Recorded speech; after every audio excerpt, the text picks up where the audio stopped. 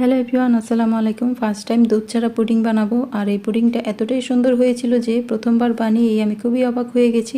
তো রেসিপিটা হলো একটা চায়না রেসিপি, তাদের থেকে দেখেই আজ আমি সেটা বানাচ্ছি। তো এখানে প্রথমে 2টা ডিম ভালো করে ফেটিয়ে নিতে হবে, তারপর সমপরিমাণ ফুটন্ত গরম পানি এর মধ্যে দিয়ে আবারও ভালো করে ফেটিয়ে নিতে হবে, আর উপরের বাবলসগুলো তুলে ফেলে দিতে হবে। তো বাবলসগুলো আমি তুলে ফেলে দিচ্ছি। এবার এই মিশ্রণটাকে আমরা নর্মাল পুডিং যেভাবে ভাপ দিই ঠিক সেভাবে গরম পানির মধ্যে একটা স্ট্যান্ড দিয়ে আমি বসিয়ে দেব। মাত্র 2 মিনিটে এই পুডিংটা হয়ে যায়। তো আমি 3 মিনিট রেখেছিলাম, 3 মিনিটেই খুব সুন্দরভাবে এটা জমে গেছে। 2 মিনিটে জমবে না মনে করে আমি আরও কিছুক্ষণ রেখেছিলাম, কিন্তু 2 মিনিটে এটা খুব সুন্দরভাবে জমে গিয়েছিল। যাই হোক, এখানে আমি ক্যারামেল করে নেব। 3 টেবিল চামচ চিনি, একটা এলাচ দিয়ে চুলায় বসিয়ে দিয়েছি। চিনিটা গলে গিয়ে যখন হালকা ব্রাউন হবে তখন দিয়ে দেব 1 চা চামচ বাটার দেব। আর বাটারটা গলে গেলে আমি এখানে দিয়ে দেব 2 টেবিল চামচ পানি।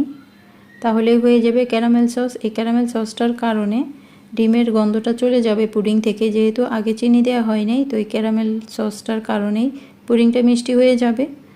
তো এবার আমি এই সসটা দিয়ে দেব পুডিংয়ের মধ্যে। বাটার দেওয়ার কারণে খুব সুন্দর একটা বাটারি ফ্লেভার আসবে, ক্যারামেলের ফ্লেভার তো আছেই, আর এলাচটাও দিয়ে নিয়েছি। ডিমের কোনো গন্ধই থাকে না। তো যাই হোক, এটা খেতে মোটামুটি লেগেছে, খুব আহামরি খুব একটা মজা লাগেনি। যেহেতু আমরা ঘন দুধের পুডিং খেয়ে অভ্যস্ত, তাই আমাদের এই পুডিংটা খুব একটা ভালো লাগবে না। কার কেমন লেগেছে জানি না, আমি আমারটা বললাম। তো এবার আমি ছোট ছোট করে পিস করে দিয়েছি। এবার উপরে ক্যারামেল সসটা দিয়ে নেব। তো প্রত্যেকটা কাটার অংশে এই ক্যারামেল সসটা ভিতরে যাবে, আর এটা খুব সুন্দর একটা মিষ্টি হয়ে যাবে। তো খুব সহজ, একেবারে 2 মিনিটে এই পুডিংটা বানিয়ে নিতে পারেন। যারা এরকম হালকা মিষ্টি পছন্দ করেন, অনেকেই আছে দুধ খেতে পারেন না, তারা কিন্তু এই পুডিংটা খুব সহজে বানিয়ে নিতে পারেন। আর এত তাড়াতাড়ি এত সুন্দর একটা পুডিং হয়, সত্যি অবাক ব্যাপার। তো খেতে যেমনই হোক, দেখতে অনেক সুন্দর হয়েছে, আর মাত্র 2 মিনিটে হয়ে গেছে, সেজন্য আরও বেশি ভালো লেগেছে। আপনারাও ট্রাই করে দেখতে পারেন। তো দেখুন, আমি কেটে দেখাচ্ছি।